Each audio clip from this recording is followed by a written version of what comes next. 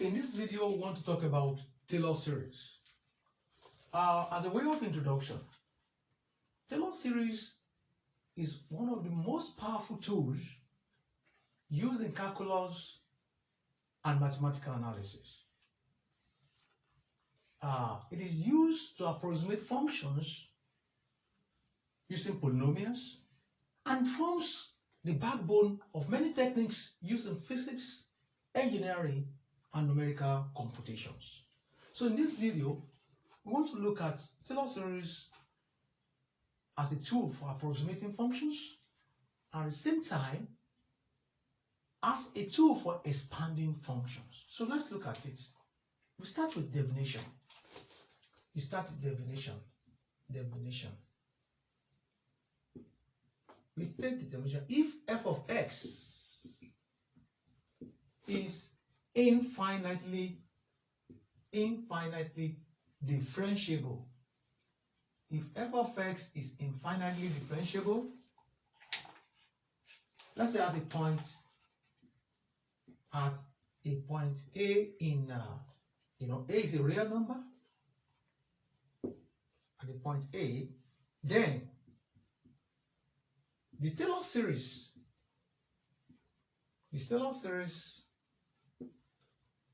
at x is equal to A is defined as, how do we define that Taylor series?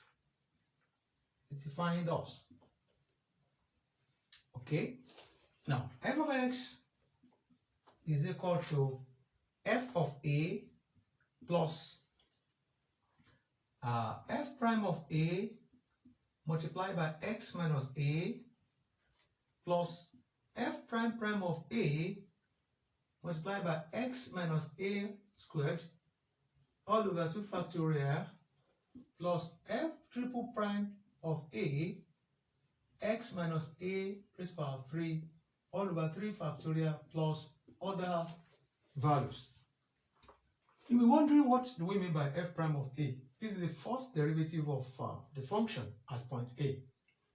F prime prime means second derivative of the function of this function f of x at A, while f prime prime prime of A means third derivative of the function at x is equals to A. So let's look at, having said this, let's look at the Taylor polynomial. But this can be, all this could be summarized as,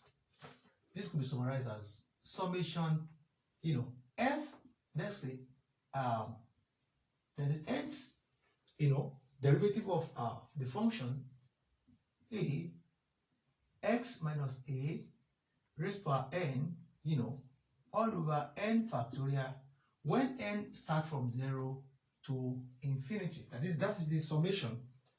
So this sums up all this addition. Okay? So if we check, when n is equals to 0, when n is equals to 0, that means we're going to have what?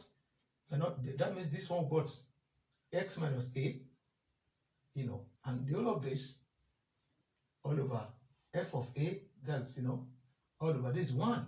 Okay? Now, n is equals to 0. What are you going to have here? This is what?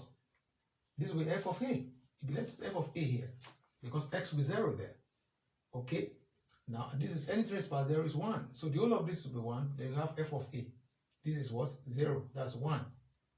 I hope you understand what I'm saying there. This is n factorial. So you have that. When n is equals to 1, that is f, the 1 here, this is what? X minus A raised by 1 all over 1. So you have this.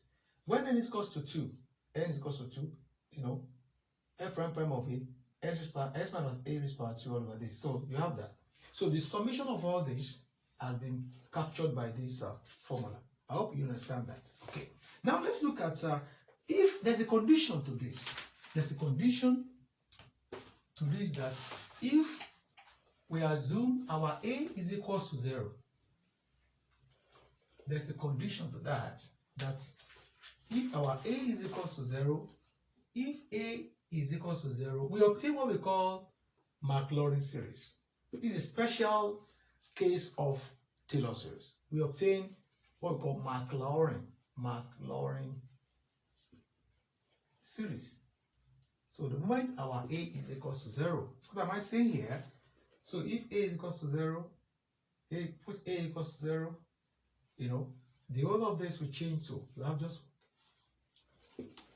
what you have f of x will be equal to f of 0, you know, plus f prime of 0, you know, this will be x, then plus f prime prime of 0, this will be what? X squared all over 2 factorial plus f triple prime of 0, x raised to power 3 all over 3 factorial plus, well, so that is what we're going to have.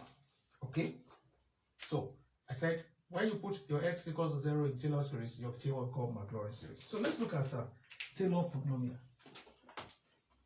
You know, we said something about the powerful approximating property of Taylor series. That is, it is used in approximating functions using polynomials. So let's look at how Taylor polynomial looks like. Now, Taylor polynomial. Taylor polynomial. Okay? Now, which is we are using a finite approximation. Finite approximation. That means we want to take care of, we want to stop at a finite value. Okay? So you can say that in our Taylor series, for that definition, we said if a function f of x is infinitely differentiable at a point. Okay. So now let's the Taylor series polynomial now of degree n now is the truncation of the series at order n. That is, let's say Pn of x. Want to truncate that series will be summation fk, you know, x minus a raised to power k all over k factorial. Here k is moving from, let's say, 0 to n. Very good. So, sorry, a should be here. Don't omit that, because that's the point at which we are differentiating. We are differentiating our functions. So, this is an example of Taylor polynomial. Okay? And you observe something, we said finite approximation. When we consider our approximation to stop at a particular finite point. So here now we are approximating to the nth point.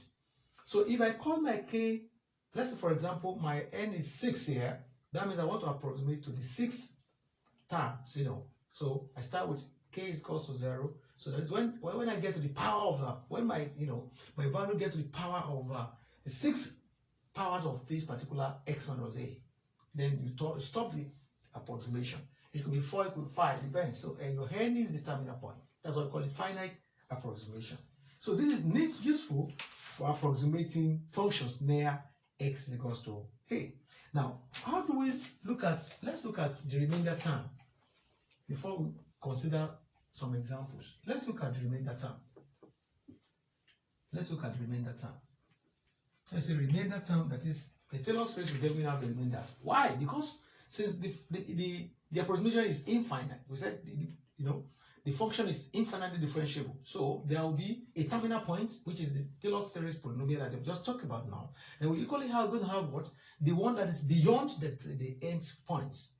So any value obtained beyond the nth point now will definitely give us the remainder, because there will be a provision for error terms. So the remainder or the remainder that is called the error term, the remainder or the error term, let me use another marker here. The remainder or the error term, this measures how close the polynomial is to the actual function. Now, this measures, correct? This measures how close the polynomial is,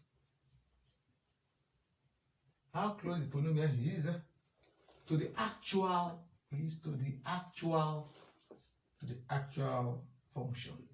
function given.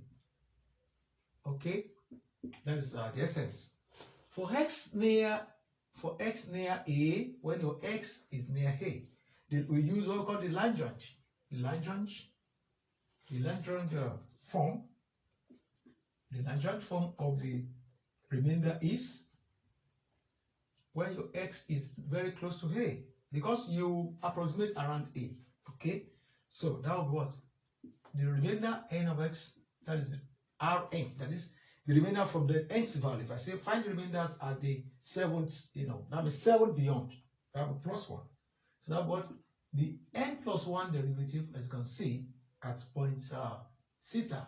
Theta is between is between x and a. Theta is an element between, because we said we are considering the values of x near a. Okay, so x is within the neighborhood of a. Okay, so we have x minus a, this part n plus 1 all over n plus 1 factorial. Okay, for some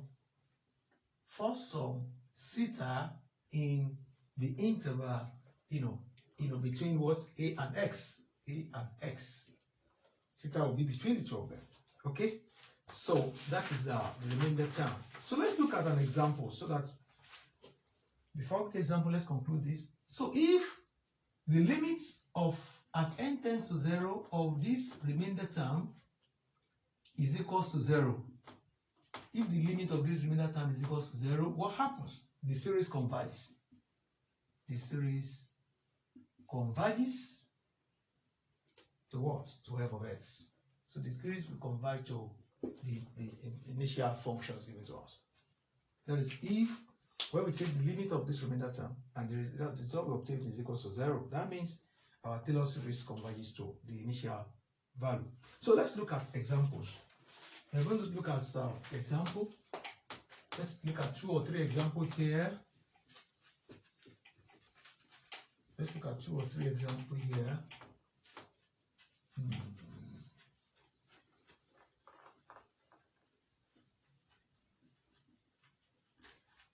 We're going to look at examples when a is taken as 0, and when a is within the neighborhood of x. So we're going to look at 2 examples now. The first example, example 1. The first example, f of x is equal to exponential x. We want to look at this example, a is equal to 0. So if a is equal to 0, now look at this example. Now we said that our a should be equal to 0 as if we are approximating in the line of Maclaurin series. So now this function itself, no matter what you do, if the nth derivative of this function will still give you what? Exponential x. Yes. What I'm saying there is that if my n is 1, if you differentiate this function once, you get exponential x. If you differentiate it again, you get exponential x. So the nth value of this function will give you what? Exponential x. Okay. Now, so f n of 0 is equal to 1. Fine. If x is equal to 0, our a should be, we are taking a to be a point.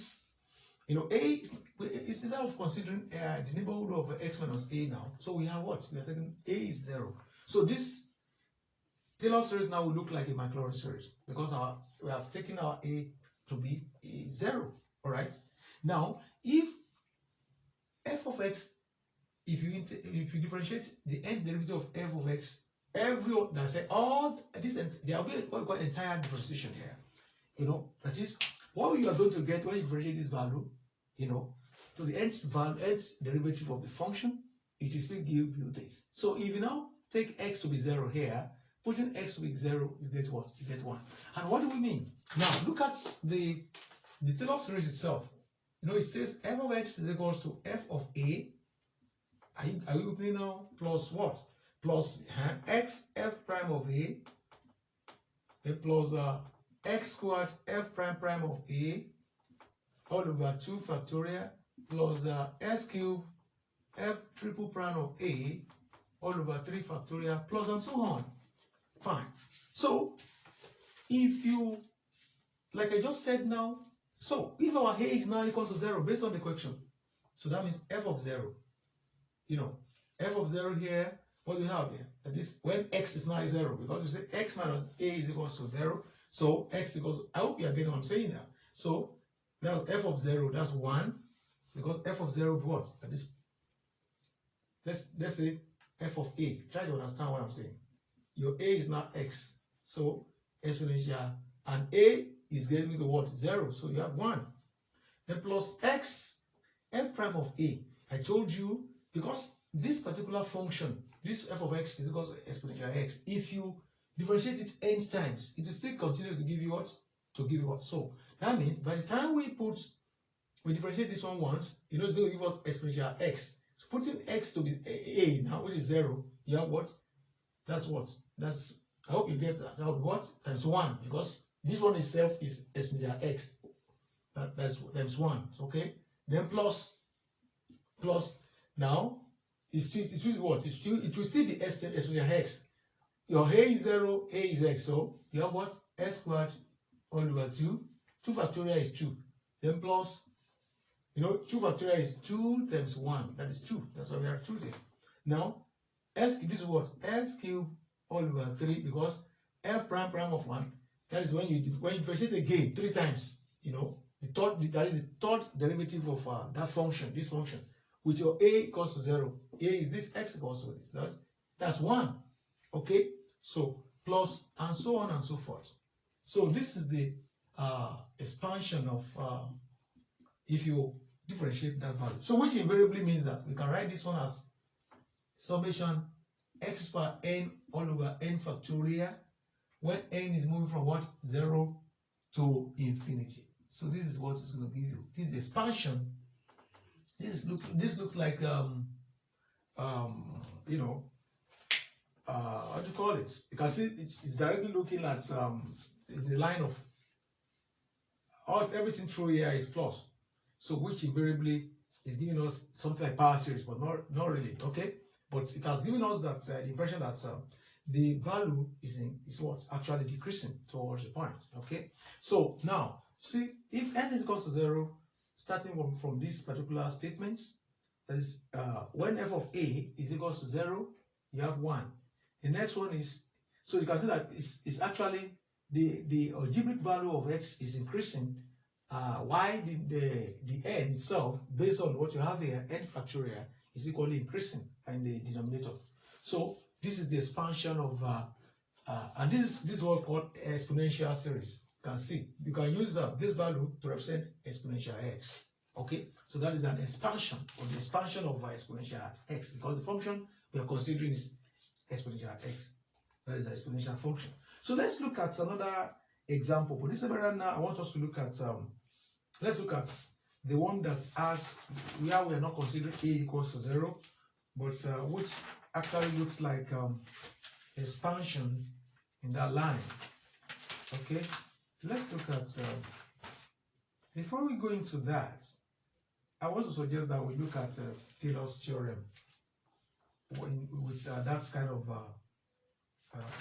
expansion. Let's look at Taylor's theorem in that line. Okay? Taylor's theorem in that line. We want to have in increments. Taylor's theorem with increments. Taylor's theorem with increment. Let's look at that. Okay? Now, Taylor's theorem with increment. Now, we want to look at the increments. That is along the points.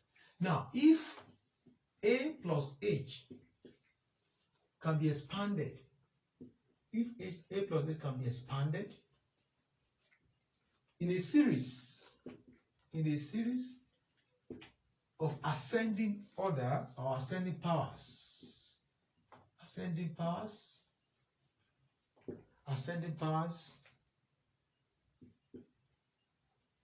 of h, okay, then the expansion is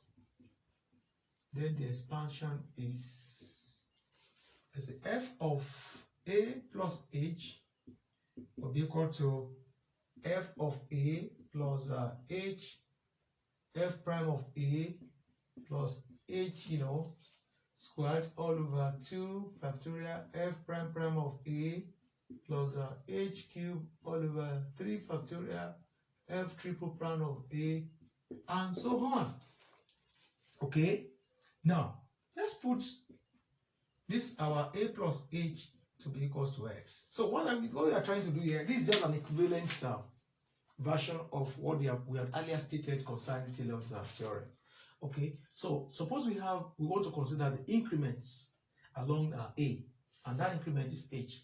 Okay, so say f, instead of f of x now, we just write f of a plus h. This h is the increment. Okay, so that will be f of a plus h. You can see that here our h is replacing x that we earlier used. So, but let's say f of x, the whole of this in totality is a plus h is now x. So from here, h will be what? X minus a. I hope that's why we say, okay, h, that means if we subtract a from x, you have h.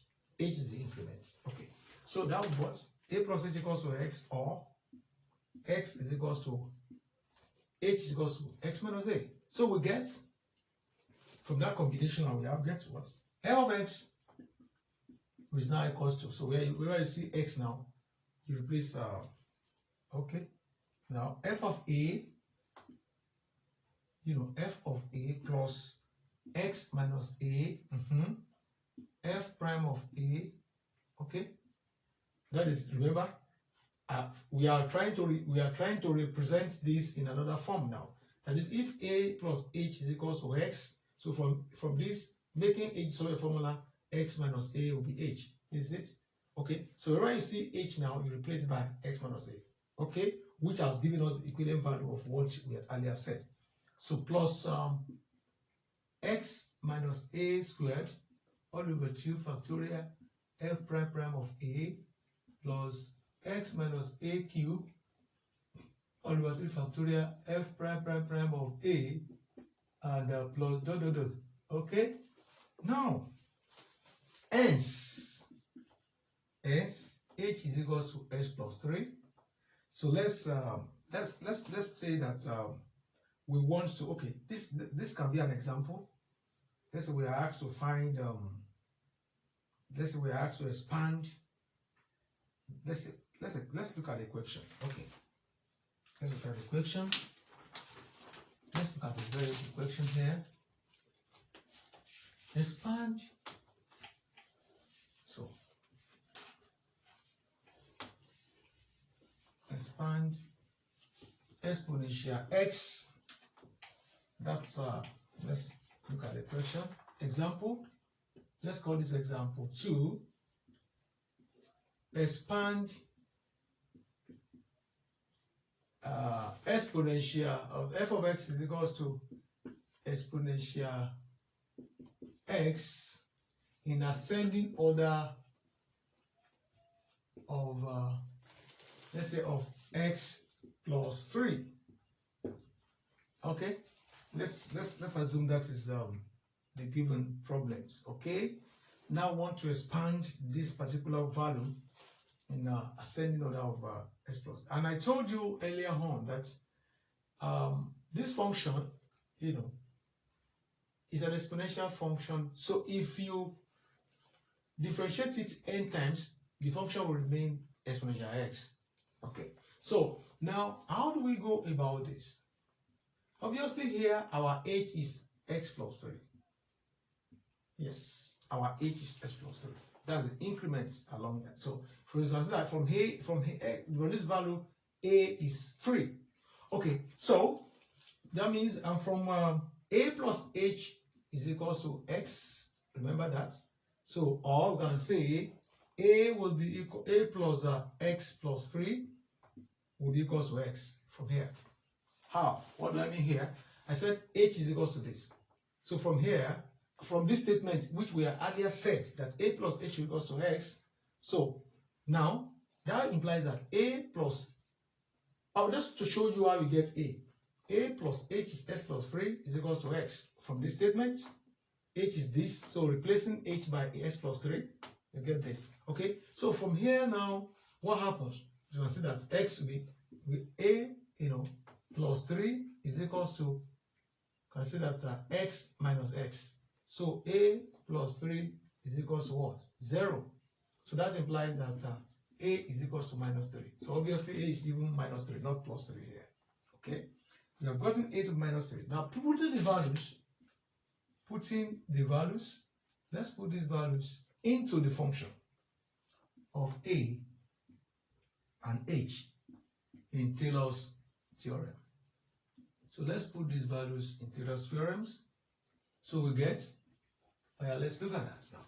You know, we're going to have what? F of, we're having two things now. We're having what?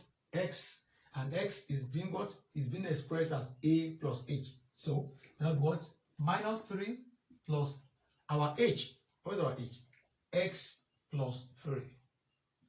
I put bar on it to indicate that the value here must remain positive. What am I saying again? I'm using this now. Remember, I said we want to expand in line with f of a plus h, where h is an extension or increment. So as the h from what we are given here is s plus 3. So a plus h already originally from our previous statements is x. So now putting that a now, and we have gotten a to be from this analysis, a is minus 3. So minus 3 plus your h, s plus 3, okay, will be equal to, oh, that is taken. Okay, the next thing is now f of a. I hope you understand now. F of a plus what? Plus, h into what? F prime of a. Okay, your h, whatever you put there, h plus 3. Okay, plus the h squared all over 2 factorial f prime prime of a plus h cubed all over 3 factorial f prime prime prime of a, then plus other values. I hope that is taken. So you can now just substitute. So what you need now to do now is substitution. Let me substitution. Let's go with the substitution now. Yeah, let's substitute. So without wasting our time, we're going to have what? F of minus 3 plus x plus 3, which is f of a. And our f of a is what? F of minus 3. Our a is minus 3. Okay? Then plus, now h. H is s plus 3. S plus 3. Okay? Then f prime of a. That is f prime of minus 3. That's beautiful. Then plus, again, h squared, that's x plus 3 all squared, all over 2 factorial. Then f prime prime of minus 3. Then plus, the next one is what? X plus 3 all over 3 factorial. This is raised by 3. F prime prime prime of minus 3. So plus dot dot dot dot. I hope that's taken. Good. So now, using that now, we're going to have our exponential x, which is, the function itself is exponential x, which is what? Exponential minus 3. All right. I hope you understand. What is f of a? Okay, and a is minus 3. So if you now say f of s, because the function says f of x is equal to f of a, I think I've written this one already here. So f of a now, the function when x is equals to a, and x is equals to a is minus 3. So that's why exponential minus 3 here. Okay, then plus the x plus 3. Now remember, when you differentiate exponential x, it will continuously be exponential x. So putting down there, you have exponential minus 3 2, then plus again x plus 3 squared all over 2 factorial exponential minus 3. I hope you are getting what I'm saying there. Okay, what I'm writing here, x plus 3 cube all over 3 factorial exponential minus 3, and so on, because the function is exponential function. So which is going to be what? Let's expand everything here.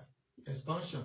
Exponential minus 3, 1 will be here, plus x plus 3, then plus close the bracket, x plus 3 squared all over 2 factorial, then plus s plus 3 cube all over 3 factorial, then plus dot dot dot.